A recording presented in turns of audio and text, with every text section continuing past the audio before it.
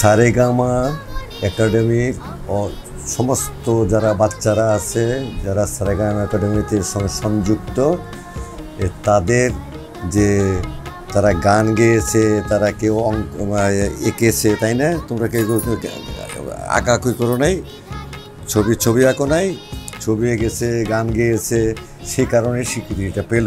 তো আমি আশা করব সারেগামার যারা শিল্পী, আমি শিল্পী বলছি সেই জন্য যে ছোটোর থেকেই আস্তে আস্তে করে মানুষ শিল্পী আস্তে আস্তে করে বড় হয়, বড় শিল্পী হয়।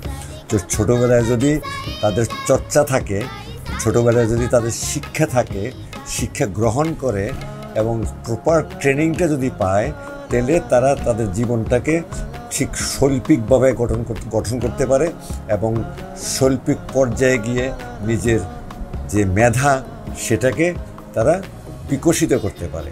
তো আমি আশা করব সারেগামার যে চেষ্টা, এই প্রচেষ্টা থেকে এই ছেলেমেয়েগুলো, সব কচি কাঁচা ছেলেমেয়ে, এই ছেলেমেয়েগুলো সবাই সামনের দিকে এগিয়ে যাবে এবং ভবিষ্যতে তারা বাংলাদেশের শিল্পী হিসাবে যদি চর্চা থাকে, তাহলে শিল্পী হিসাবে তারা প্রতিষ্ঠিতি লাভ করতে পারবে বলে আমি বিশ্বাস করি।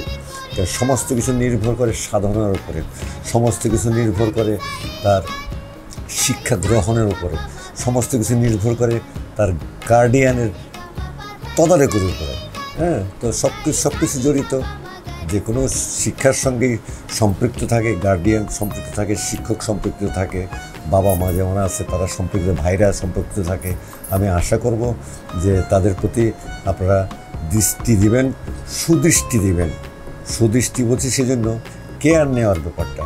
কেয়ার যদি নেন আপনারা তাদের প্রতি, তাহলে তারাই একদিন বড় কিছু হবে, তারাই একদিন আমাদের সাংস্কৃতিক অঙ্গনে তাদের মেধা ছড়িয়ে দেবে এবং তারাই একদিন এই সারেগামার যে শিক্ষালয় বা সারেগামার যে ট্রেনিং সেন্টার, আমি ট্রেনিং সেন্টার বলি, আমি ওয়ার্কশপ বলি, এই ট্রেনিং সেন্টার থেকে যারা বেরিয়ে আসবে বা সামনের দিকে যাবে, তাতে করে সারেগামারও যেমন সুনাম অক্ষুণ্ণ থাকবে এবং সুনাম বাড়বে এবং যারা এখান থেকে বেরিয়ে আসবে তাদেরও সুনাম বাড়বে এবং তারাও নিজেদেরকে প্রতিষ্ঠিত করতে পারবে। এইটুকু বিশ্বাস আমি রাখতে চাই।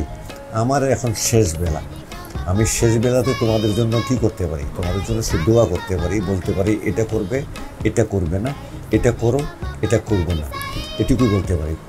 ভালো মন্দ বেছে নেওয়ার ভার কিন্তু তোমাদের প্রত্যেকের নিজের দায়িত্বের থেকে নিয়ে আসতে হবে। কেন ভালো মন্দের জন্য মানুষের বিবেক সবচেয়ে বড় শিক্ষক। ভালো মন্দের সবচেয়ে বড় শিক্ষক হচ্ছে বিবেক যদি বুঝে যে এটা মন্দ, এটা আমার করা ঠিক না, তাহলে এটা করবে না। যে বিবেক যদি তোমাকে বলে যে হ্যাঁ এটা সুন্দর, এটা ভালো কিছু হবে, তাহলে অবশ্যই করবে। কারণ বিবেক হচ্ছে সবচেয়ে বড় বিচারক। তোমরা খেয়াল রাখবে যাতে করে তোমাদের জীবনটা সুন্দর হয়। এবং এখন তো প্রতিযোগিতার সারা পৃথিবী হয়ে গেছে, প্রতিযোগিতামূলক সমস্ত পৃথিবীতে সমস্ত মানুষ এখন শুধু ছুটছে। ওই যে জীবনটা একটা রেসের ঘোড়া, স্বপ্ন দেখে আকাশ জোড়া, সেই বাজিতে জিতে গেলে মিলবে হাতে ফুলের তোড়া। তো তুমি ফুলের তোড়া যদি পেতে চাও, তাহলে তোমাকে কিন্তু খাটতে হবে, পরিশ্রম করতে হবে, সাধনা করতে হবে, প্রপার ট্রেনিং নিতে হবে। হ্যাঁ, প্রপার ট্রেনিং নিলেই তুমি তোমার হাতে ফুলের তোড়া পেতে পারো। কেন পেতে পারো? তোমার মেধার জন্য পেতে পারো। তো সেই দিকে সবাই টার্গেট রাখবে। প্রত্যেকটি ছেলে মেয়ের ভিতরে কিন্তু আমি জানি আলো আছে, সেই আলোটা জাগিয়ে তোলার দায়িত্ব একাডেমির শিক্ষকদের, মা বাবার এবং যার গার্জিয়ান হোক তাদের। আমি আশা করব আপনারা আপনাদের ছেলেমেয়েদের প্রতি দৃষ্টি দিবেন এবং সুদৃষ্টি দিলে তারা খুব ভালো করবে, এটা আমি আশা রাখি। সারেগামাকে আমি ধন্যবাদ জানাচ্ছি, কৃতজ্ঞতা জানাচ্ছি যে অন্তত তারা একটা অ্যাচিভমেন্ট তৈরি করলো তাদের সারেগামা একাডেমির জন্য। এই অ্যাচিভমেন্টটাও তাদেরকে এগিয়ে নিয়ে যাবে। সবাইকে ধন্যবাদ, সবাই ভালো থাকো, সব ছেলে মেয়েরা বড় হও এবং তোমরা দেশের সুনাম অর্জন করো। ধন্যবাদ।